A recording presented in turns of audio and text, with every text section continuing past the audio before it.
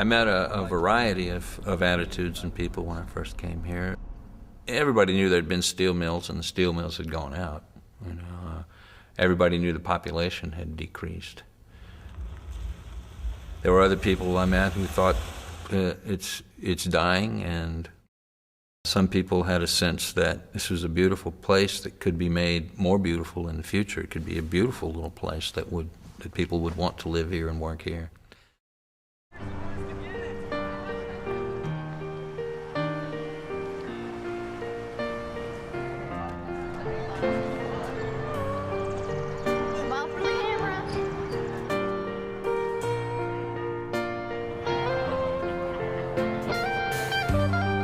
I think I want to move away, but I've lived here for a long time, so I may stay here. There's not too many jobs around here, and there's really not much to do. I don't really see Portsmouth going where it used to be.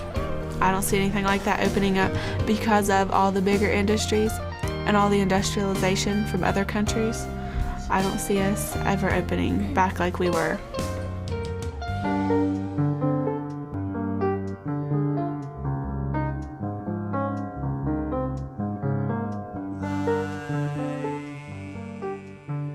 When I moved here, the New Boston Steel Mill was on its last legs. My grandfather, my uncles, there's probably no one in the city that didn't have a relative that worked there. We just watched those things that were so important to the economy disappear, and they all had good reasons. Supposedly they could get the work done cheaper in the foreign countries. That mill closed, and that was the beginning of the end of the industrial part of the city, the fabric that was always associated with Portsmouth.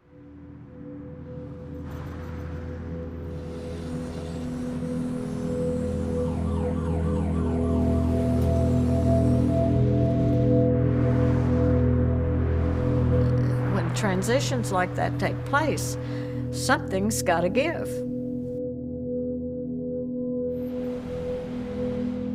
That's just the sad part of it. There was nothing of real consequence that came to replace what went away. As a result, in our case, it took everything. It took things right out from under our nose.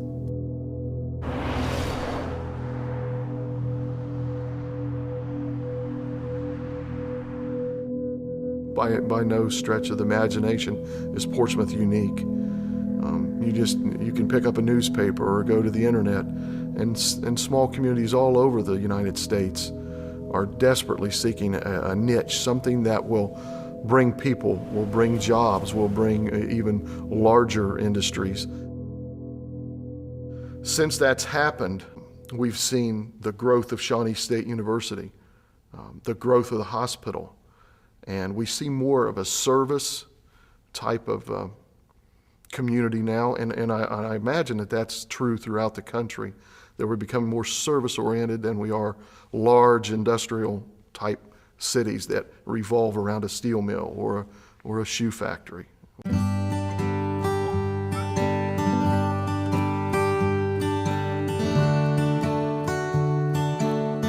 Well, I'd hope to see a better future, but I don't really know. I hope that it'd be better, but I can't really tell. From the way things look now, I don't think it'll get much better. It just takes time. It just simply takes time. We've been without for so long, it's just hard to think that, hey, we're gonna make it.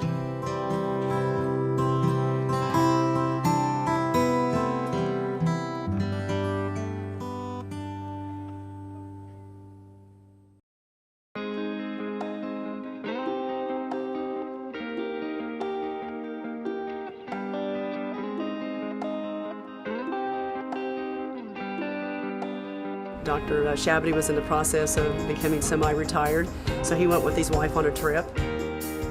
They walked around Steubenville, and he just kind of got this look in his eyes, and she was like, what? And it's like, well, we could do this. What about the flood wall?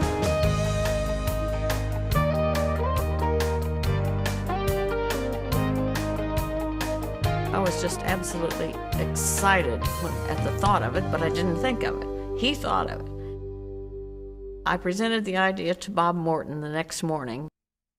Bob Morton was the president of the AAA, and I'd worked there for 27 years in the tour business, setting up group tours and looking for the very thing that Lou and I decided this might be. We were one of the original people that went to Steubenville to check out how the mural program was done there so that we could learn how to do it here. Next thing you know, we were in a AAA van heading up to Steubenville. And we were very thrilled with what we saw there as far as the murals. They painted them on individual buildings and such, and you'd have to travel various parts of the town to see all of them. But we could realize what a great thing it would be to use our flood wall as have a continuous mural showing our very proud history. We did not have 1 red cent to our name, not a penny. And nobody had even thought about, hey, this is going to cost something, you know. That was not a question. The question was, are we going to do this? And in that van coming back from Steubenville, we were so excited. It just seemed like, this we've got to do. There's no question. We're just going to do it. And we did.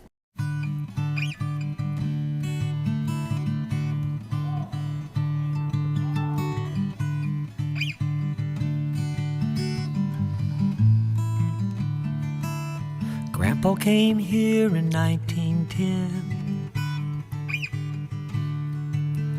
just 'cause it's a place that he'd never been. He took a look around and he liked it all, so he bought 40 acres, a mule and a saw. Then he settled down and had a family. He taught my mother, then she We persisted, and I know we had trouble getting people on our board to begin with because it was an unusual idea. So we recruited our wives. We picked up out of the pockets of the guys in the van about $5,000. That's a contribution, just like that. And then we had the real problem because that was only just a meager. We really started with a fundraiser at Harold's Restaurant that went over with a kind of a dull thud. A lot of people thought we were crazy, and we persisted. What happened was basically we hired Robert Dafford for the very first mural. I'm Robert Dafford, and I have been an artist all my life. I did portraits, signs, paintings, graphics throughout high school and college. I was an art major at the university. I managed to get drafted during the Vietnam War era, but I managed to spend 3 years as an illustrator on an aircraft carrier in the Mediterranean.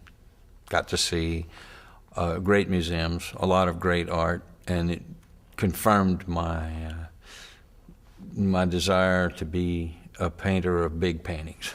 And as the minute I got out, I went back to Lafayette, Louisiana, where I was from, and began painting with an old friend of mine, John Porcio, from high school days, and we pretty much transformed the exterior graphics business in Lafayette and made ourselves a reputation within a couple of years.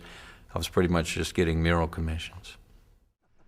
We went all over the country looking at different muralists when we were going to choose him. And by far, his work stood out.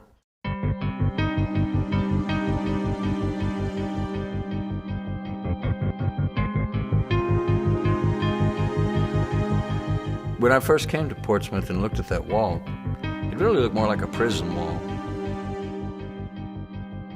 I mean, there was nothing there. Nobody went there to do anything. The Boney Fiddle Historic District was just surrounded with this medieval, prison-like wall.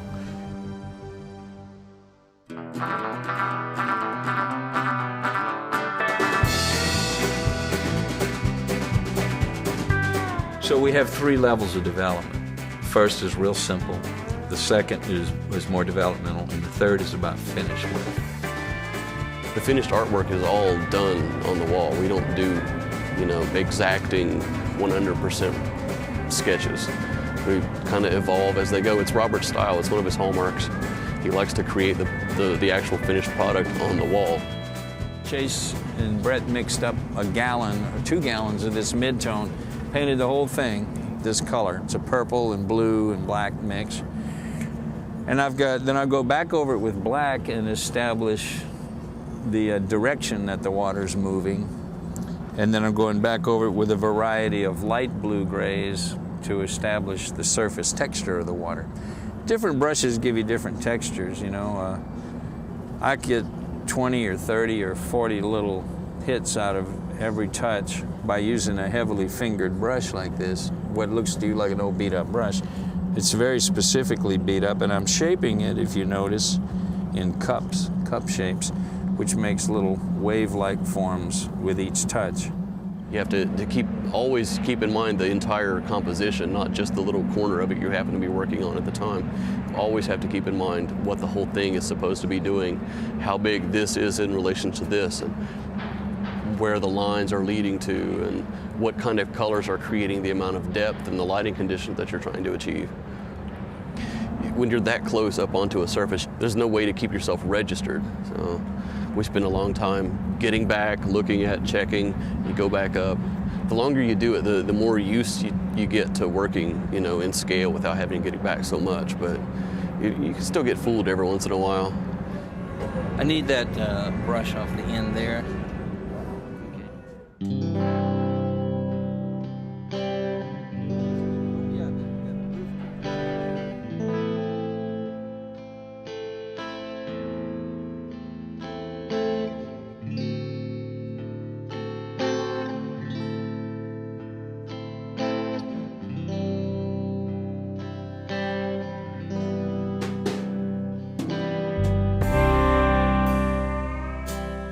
He did the panoramic view of looking at Portsmouth from the Kentucky side back in 1903.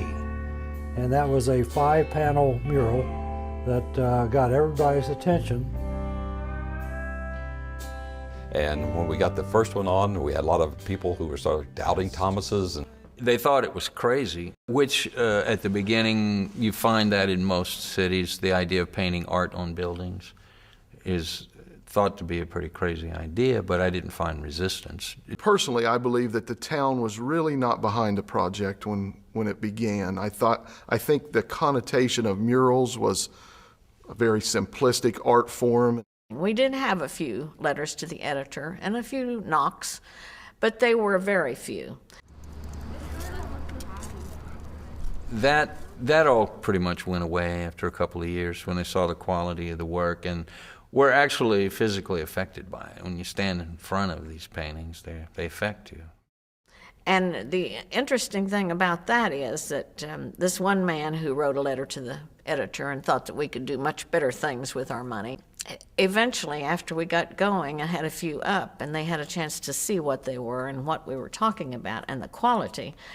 He wrote another letter and said, I need to tell the community that I wrote a letter about this before, but I want to say that I was wrong, and it's a wonderful idea. And so we felt like we'd kind of accomplished a lot when that happened. At the time, I thought I was only going to be painting a few murals and that there would be other artists working on it too. And many communities have many muralists. Once we saw the work that he was doing, we had a board meeting and decided that we wouldn't try to hire any other muralists, that we would only go with Robert to do the entire project.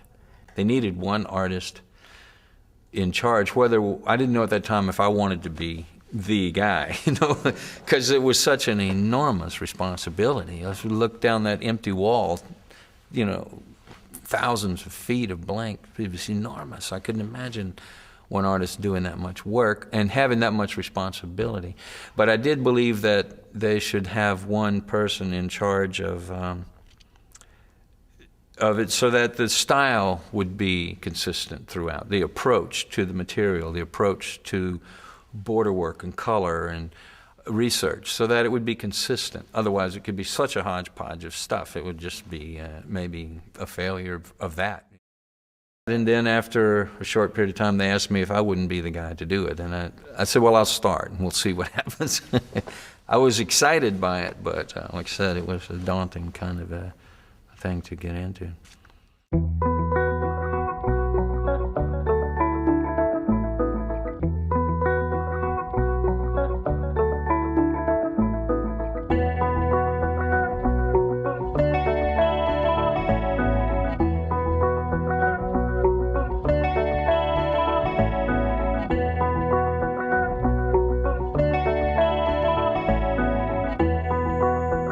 I've been working for Robert for roughly 8 years now. Started off just like anybody else, came out of college. Went from thinking I knew how to paint to learning how to paint. I function as Robert's assistant, and then every once in a while I have opportunities to go and do my own projects for the company. A part of the success of our group is that everybody likes each other. We all get along really well. And we're all kind of odd. First off, being artists, that's an odd bunch right there. Everybody who comes on this job has to understand that you are around each other for the most part nearly 24 hours a day. You know, we usually sleep either in the same building or the same vicinity, sometimes in the same room. You have to have a real patience and a real tolerance for other people, and a lot of open-mindedness, and a lot of people haven't lasted because of that, because they can't handle different personalities. You can't have any egos in this job. We painted 3 the first year in 1993. We pushed him pretty hard, and not understanding how much work went into it and so forth. There's a lot of unexpected stuff, weather, politics, finances, everybody's schedules and research, things that cause our schedule to have to change a lot. In fact, it's hard to even make a schedule.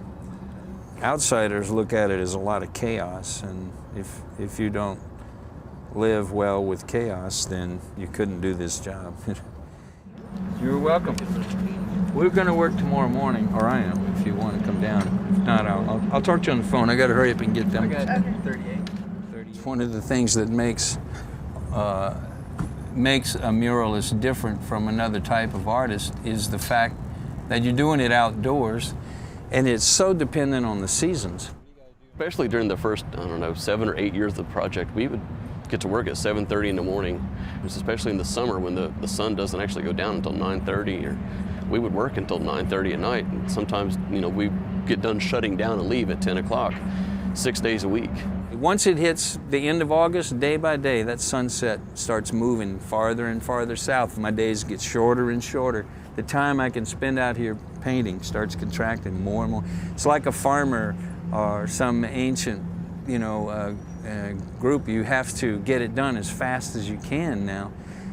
Our thinking, our very way we live year through the year is affected very much by the weather, much more than by a calendar. And our days are affected by the light, not by a clock. We don't live by clocks and calendars. We live by sunlight and rain and cold. We thought, and when we began, we'll have this done in 3 or 4 years. Well, we found out it took us longer.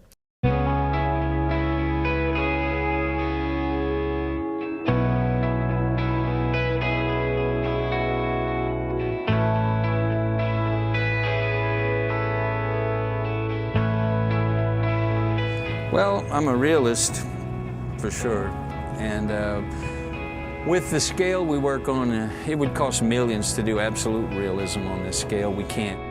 We've developed a process that lets it be easily, well, to us anyway, easily repeatable, city to city to city. They're all still consistent. And I guess it's kind of dramatic in terms of use of light and composition.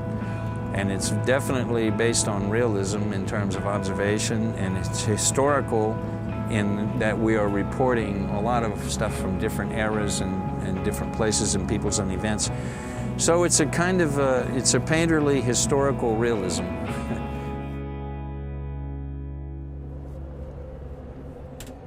The way you convey a sense of reality in a larger painting like that, most of our stuff, you can get it so big that you can actually trick your brain's natural, reactions to something. I mean, we can paint stuff that's life-size and bigger.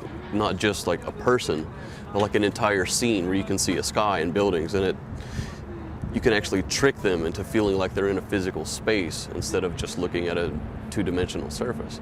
Most smaller scale stuff, I mean, the most you can get is like you're looking through a window. But with our stuff, you can actually feel like you're there. I've seen people pull up to that one on Gallia Street at the Esplanade, or the one that runs up Chillicothe Street, and make it look like they're getting ready to ride right into it. And you just can't do that with a little picture you're looking at in your hand. I mean, when you're looking at a 20-foot tall picture, and it's just amazing. I always like this one. I like it because it looks like you can walk right into it. Yeah. And this, aren't these just apartments now? Oh. By the college. At that time, I was just starting to get work in France and Canada and Colorado and Washington State and Vancouver. And I really wanted to just do big, important paintings, one big splash here and another one here and another here. And the idea of being tied down in one little, and at that time, pretty obscure place, and having so much of my time tied up in one little place, it wasn't what I wanted to do. And it wasn't till the second year that I was kind of gripped by the possibility, the potential of doing something that big. We continued with our fundraisers. We worked real hard, but then we still got in trouble. We weren't finished by a long ways, and we ran out of money. And it was time for Robert to go back to Lafayette, and we couldn't sign him to a contract because he didn't have any money. There was certainly some substantial income from the state arts council, local arts councils, but a whole lot of private donation went into making this happen, not city taxes. So several of the board members decided that they would go see Vern Rife. He was a representative here. He wanted to know what we had done so far and how much money we had raised, and he was impressed with what our record was. And he said, well, I believe if you folks have got that much money together, then you must mean business, so I'll see what I can do with the state. And he saw to it that we got a grant for 2 years of $60,000 a year. And this gave us the seed money to really plan the program for several years to come.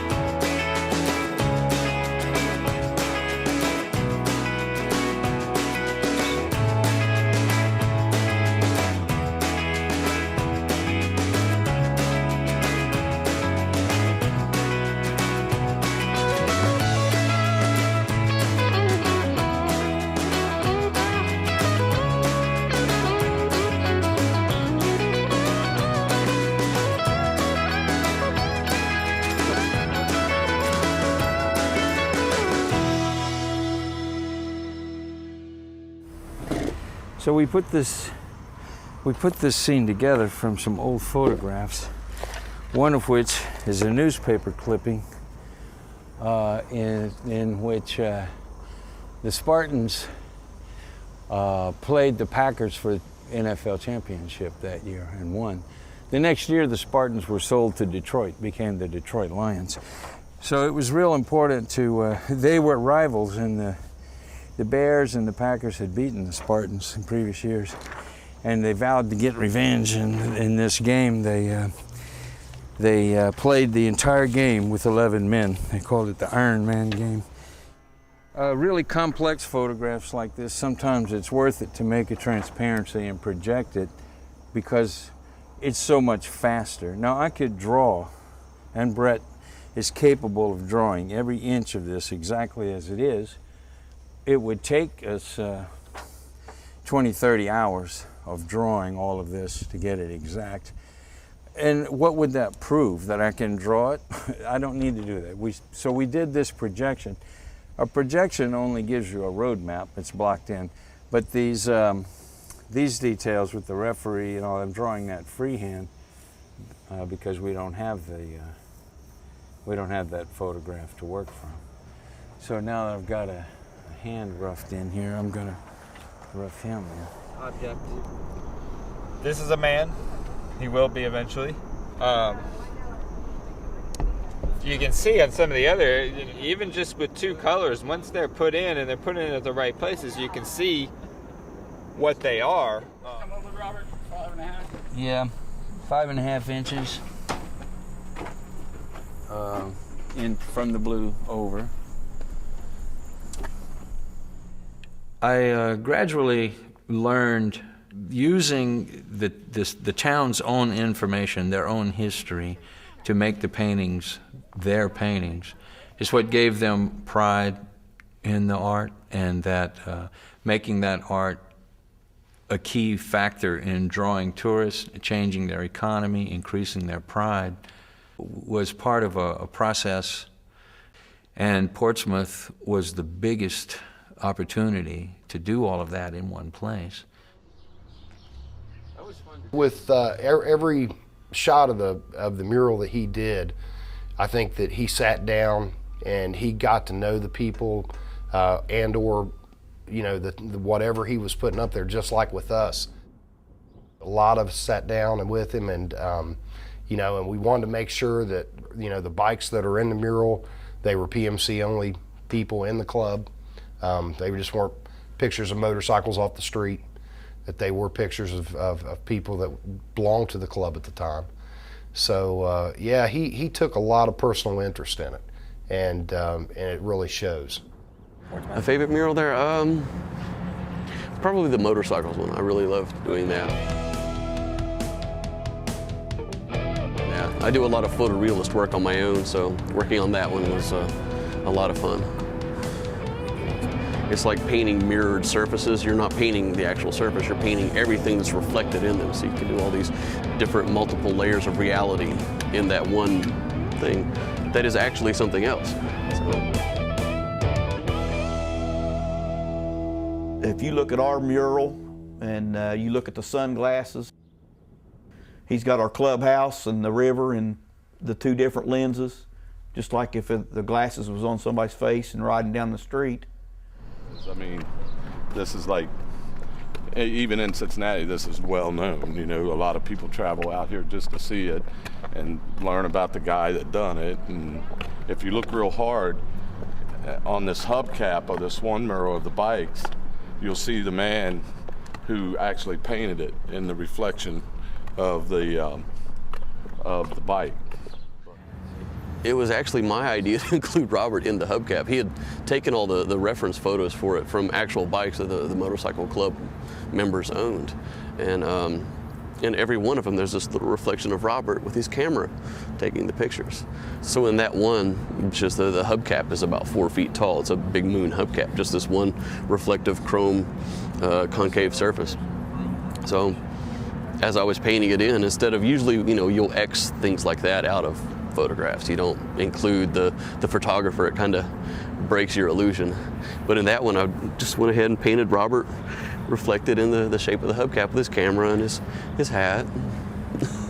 If you know Robert at all, you can tell instantly who that is.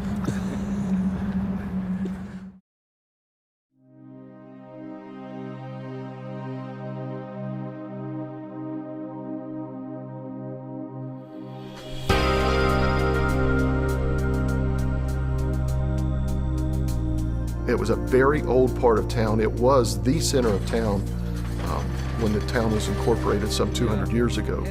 So it's probably the oldest part of the city. It's Since we have been there these last 28 years, it has made a transformation. My daughter's very jealous of this. She wants to be a teacher. She sees her teacher having one of these, so she wants one.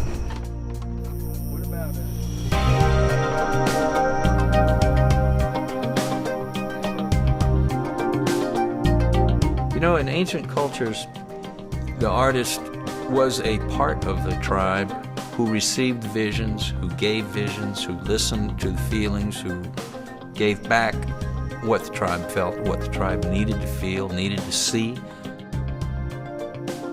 We're forgetting who we are, where we came from, what we are. And community-based art can address that, who we are, what we are, how we got here. Look at this is our history, this is what we did, and this is why we are what we are. Okay, Brett. A lot of artists spend their lives in the studio. We see our impact every single day, multiple times a day. You know, it's not just the reassurance in yourself that you're doing a good job, but to know that you're having some kind of impact on a community. They moved here to Portsmouth. So from Alexandria, they come here, and Portsmouth was established then. This is something that you don't go to every small town or even large city and find in America or even the world. We sit on scaffold and we look down and we'll see the license plates: Wisconsin, California, Florida, Indiana, Kentucky, New York State, Maine, Canada. I mean, Mexico. Every day you'll see cars from 20, 30 states every evening. So there's been a huge change in that. Nobody like that was coming here when I first came here. It's just beautiful. A beautiful job. Beautiful. Nice. Beautiful. I love it. We've been here before. They have great work. They do great work. Yes, yes. I have a shanty like it. I just see new things every week, you know. I mean, there are things that I didn't know that was there, you know, that I begin to, you know, open my eyes up to how complete this is, you know, in covering the history of the city of Portsmouth. And it really does, you know, cover the entire history. I think the most difficult thing along the way was making sure that we were able to capture our rich heritage in the chronological manner in which we have in most cases, within the limited amount of concrete wall that we had. And so we would go to great lengths of trying to make sure that when we would narrow it down to a half a dozen different ideas, that we would pick the one that fit in the right place and that we weren't leaving some important part out of our heritage. And I think we've done a good job in that regard. Once this was a stop for the riverboat queens. In the 20s even had a pro football team. Now in front of the stadium there's a sign. Says they moved to Detroit where they become the Lions. Once this town had everything you need. Factories made steel, shoes for your feet. Now we get the steel from overseas. I'm former Pittsburgh Pirate Al Oliver, born and raised in Portsmouth, a graduate of Portsmouth High School in 1964. It's an honor to go up on the mural with people like Branch Rickey, you know, people of that nature. And of course, guys that I played against, Don Gullett, Gene Tennis, who was a teammate of mine in junior American Legion baseball, Larry Heisel, who I grew up with. And it's just an honor to go up there with these great names, Rocky Nelson, and you got Dale Rice. Such great sports heritage here, right here in this small community. Unbelievable, unparalleled to probably any other city in the country per capita. Well, I'm Don Gullett. I was a pitcher for the Cincinnati Reds from 1970 through 1976, and then went to the Yankees in 1977 through 80 as a pitcher as well. I'm very proud to be a part of the Portsmouth, Ohio Heritage especially with the banquet, the murals banquet that we have every year in January. It's a great thing that provides funding to the upkeep of the murals here on the Portsmouth, Ohio flood walls, and it's something that we're very, very proud of. I think of that whole wall and sometimes as a big generator, you know. There's years and years and years of a lot of people's inspiration bound up in it, and it does transmit. It takes a truly talented person to paint something this massive. It's a puzzle, isn't it? You smear this colored bits of mud around, and you look at somebody, a total stranger walks up 5 years later, looks at it, and gets excited by it. The same excitement. That's a wonderful mystery, and there is much, much more of that amongst the people who live here than I hoped there would be. I mean, than I thought there would be. They get really excited by all of this. I think it's just the city cares about what's happening here. Even the kids that normally would vandalize things cares about it. As you can see, the wall is as it was drawn up several years ago. So it's a lot of people involved with protecting the wall. When you're talking about a third of a mile of art in an outdoor exhibit where people can come and it is free with no cost and they can enjoy that, it has given a sense of pride, I know, to the core of the city. Certainly these people's hearts and minds, I mean, it's images that mean something to them. They don't come to me and say, I want to see an image of my daddy in the factory. But the board and I agreed that the factory, the steel mills and the shoe factories and all these things had their place and their importance. And my job is to try to find the spiritual value in that of the people that were there, that connects to the spirit in the people who live here who look at it.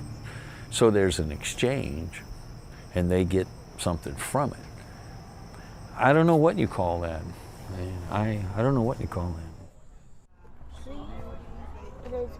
All of us are veterans, so there's another one on this wall that's about, you know, the different wars from World War I, World War II, Korea, Vietnam, and the Gulf War. Mm-hmm. So that's one thing I like coming and seeing, you know, especially with the way times are now and we're at war now. That one thing, I think, is transforming a wall into something else. When you look at pictures, you look at history and you look at art, hopefully some of them are inspiring and hopeful. That's been the biggest, I guess, transformation, is in daily life, living there in front of that wall, from being in prison to being in, 50 other places.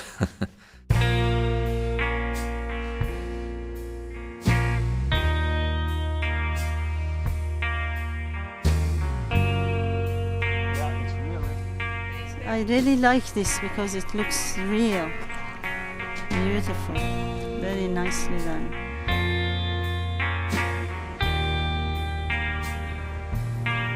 I think what they do is they unlock the doors of history, and where you may have read about this, that, and the other, but when you see the mural and you know what's in it, the history that's there, it's just like reading a book. You learn something you didn't know about. Now, it might mean a lot to you and it might not. It just depends on the individual, I guess.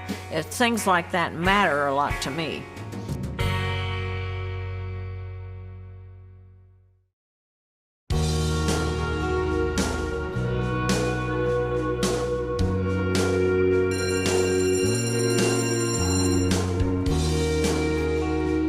Well, our teachers told us that we were going to be learning about Portsmouth, and one day we drew out cards that said what we were going to do. We will leave here in a few minutes and go to the murals. So everything that we've been talking about and looking at on the internet, every day we're going to see. And everyone was really excited in our classroom to learn about the murals. Before, I didn't want to really tour Portsmouth, but As I've researched the project, I'm actually excited about this field trip because I want to see the stuff that I didn't know was there. And I've lived here all my life, and I didn't even know some of this stuff exists. Each time when we stop, I have something that I'll add to each of your presentations, but I want you to tell me, what is the most interesting thing that you found about your mural? What is something that made you think, that is really neat? Because all of you had something to say about it, something that I didn't know beforehand, or maybe something that your other teachers didn't know beforehand.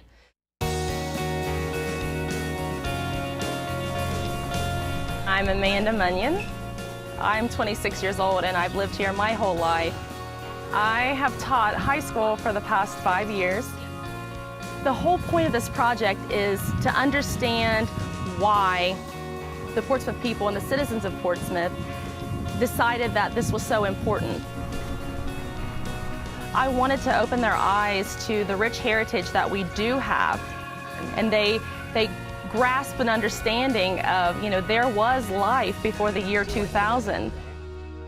The Shawnee returned to this area in the late 1600s, traveling west from I think there is a great place for public displays of art, and the murals have become so famous.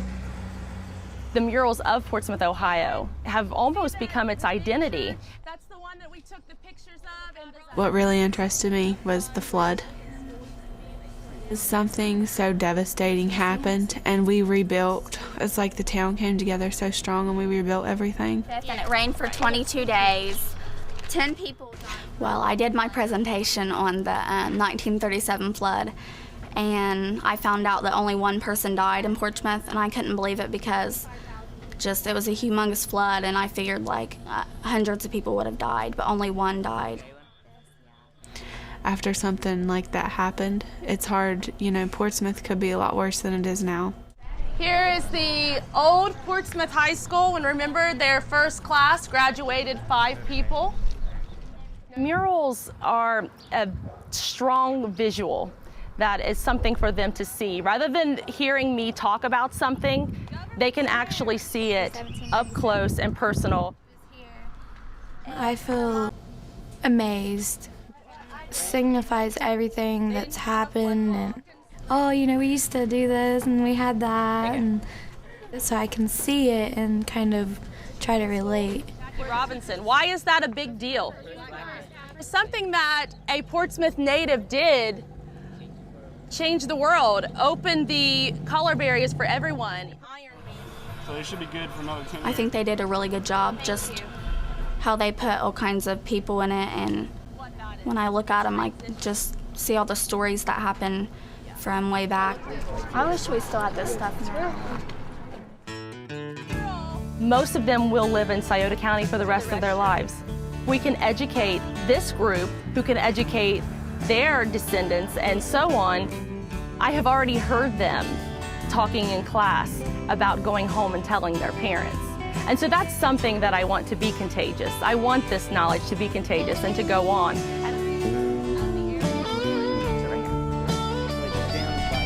More than 3,000 men and boys. Up there is Mitchell Lace. Have you guys heard of Mitchell Lace?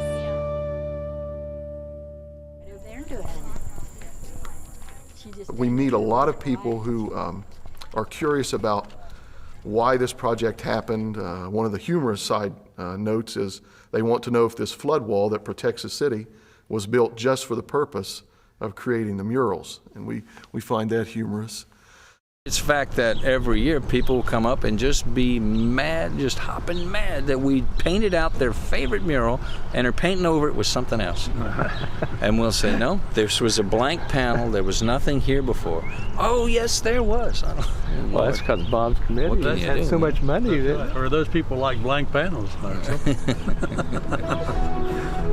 well.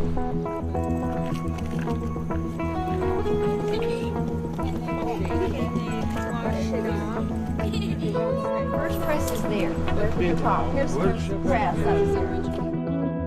Well, when I first came back to town around 2000, this was my favorite mural, and I didn't realize at the time that I'd end up having and owning most of these buildings in the mural because they were for sale at the time. And this one have turned into, they were a quilt shop and that's now a fabric shop. But these two buildings are now together as one. And the two here on the corner, this one and this one, are the Market Street Cafe. That was a project that we undertook about 6-7 years ago, right around 2005, because we ran into some folks who wanted to put together an old style cafe, sandwiches, wraps, soup, salads, and so on and so forth. Every time I come by, it's funny to look at the mural as it was and now imagine how it is today, because we were trying to kind of recreate the vitality, and I think we've done that, because between 11 o'clock and 3, you can't find a parking place down there. Now, of course, horses and buggies, I'm not sure how it was back then, but I know cars, it's a bit of a problem now. But I'm very proud of this mural, particularly since Robert Dafford painted it for me before he knew I was going to buy the building. So it's nice to say, you know, that you've got your own mural.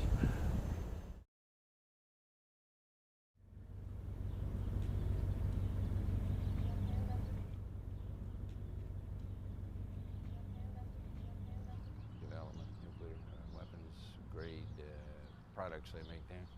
When I worked there, Right. I worked there in 1958, 59, Wow. 60. I was And- just 19 years old, right out of high school. Good. And your dad worked there too? And my dad worked in the open hearth at the mill. Back then it was called Detroit Steel. And I worked in production planning and invoicing. I started out as a key punch operator, making $1.99 an hour. Wow. In 1959. Thought I was rich. That's a beautiful memory you must have. Yes. Right. The pride of the community is in those murals. And if it was just something that was just up there and painted, I mean, you know, somewhere, someone, if you talk to them that is from the community, they can relate to those murals down there somehow.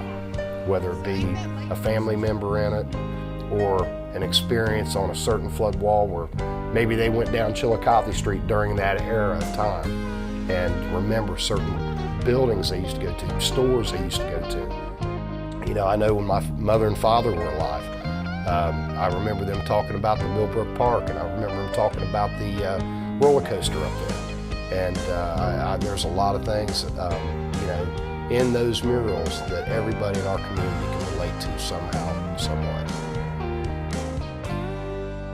We've tried so hard as a community to have these painted. The money that was raised in such a small community as Portsmouth to complete 52 panels, 44 murals is just an enormous amount of money when all the other needs of the community need to be met also.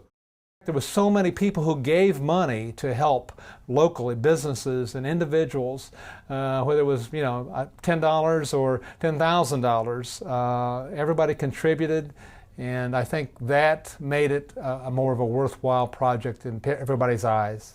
So now that we've done that, I don't want to see us just rest on our laurels and say, look, we've painted the flood wall. Now I hope everyone comes. It takes more than that, and I hope to see it happen. I have seen in several cities where I've worked just a phenomenal rebirth of the historic district. Not just because of the murals. A lot of other things have to be in place. And the number one thing is cooperation between the downtown development people and the city council and the historic district and the citizens who live there and the merchants, the downtown merchants, and the state agencies that go to help fund you know, revival programs, building programs. It takes a lot of cooperation, and people have to all want it to happen. What's happened is we have individual people who are kind of connecting the dots, and they're not all yet connected. But at some point, I think they will be, and I think the mural is going to be our common denominator. So what do you think of Robert's work here? In a word. Well, I think it's outstanding. I think we were extremely fortunate to get Robert Dafford as our artist for this project. No one could have done it like him. Wow. Yeah, they probably could have got some guys that have done it better. No, that's not right. Well, it was it changed my life being here 10 years. You know? Made lifelong friends.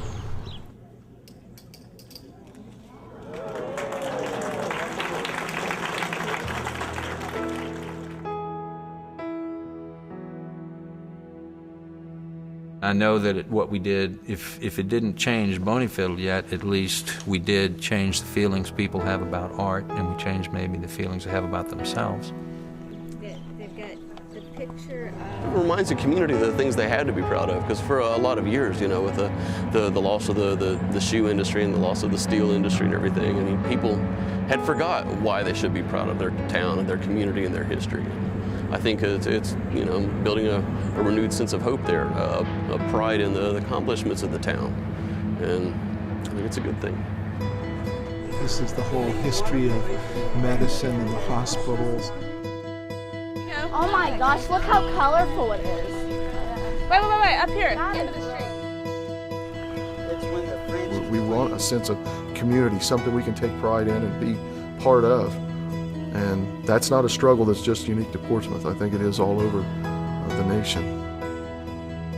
One day I was talking to Robert Dafford and I asked him what was his best work, because he's painted all over the world. And he said this. He said, this took 10 years of my life. And it is. It's truly beautiful. What I began seeing was that people who lived here and came here to see this were really moved and changed by it, and that that was more important. I came to realize this is much more important. This is real. It doesn't get any more real than some fella come up to you and say, I never thought I would ever get to see anything like this in my life. Rather than walk around and see blight, you walk around and see beauty. Rather than see absence of knowledge, you see knowledge. It's unavoidable. I guess that's the thing about public art is a museum can be driven past or walked past or ignored. Public art can't be ignored. To have the people who live here as well as the visitors look at their history in the same way when we visit Rome, we look up and look at paintings about the history of Rome. In DC, we see paintings of the history of our founding fathers, and we think, oh, those people are important, those events were important, those places and times were important. Well, this project says, when you look at it, well, these people and these places and these times were important. So there's a legacy there of having made something important of the history of the people who lived here. And I don't know if you can calculate the ongoing effect of that.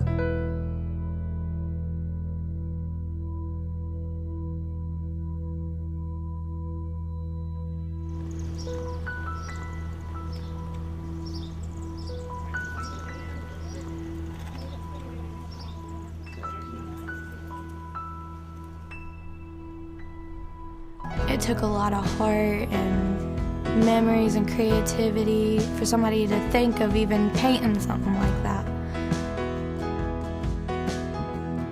There's just so much good about it. I mean, when you look at it, it just brings you back to a place where you're just happy. Just all the stories, all the things that happened back then that we don't have now, just when you look at it, you're just in a whole different place. It's like you're not here anymore, you're back to that place. That's what I think art is supposed to be about. The expressions of what we need to see, what we need to feel, what we want to feel, what we want to have. And American culture doesn't recognize that. And so it's difficult for artists to be what they're supposed to be in these times.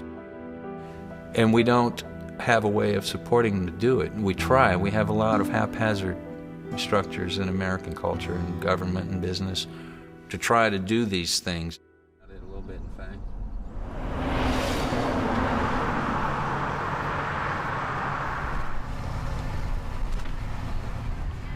I think that in an ideal world, art could transform everything.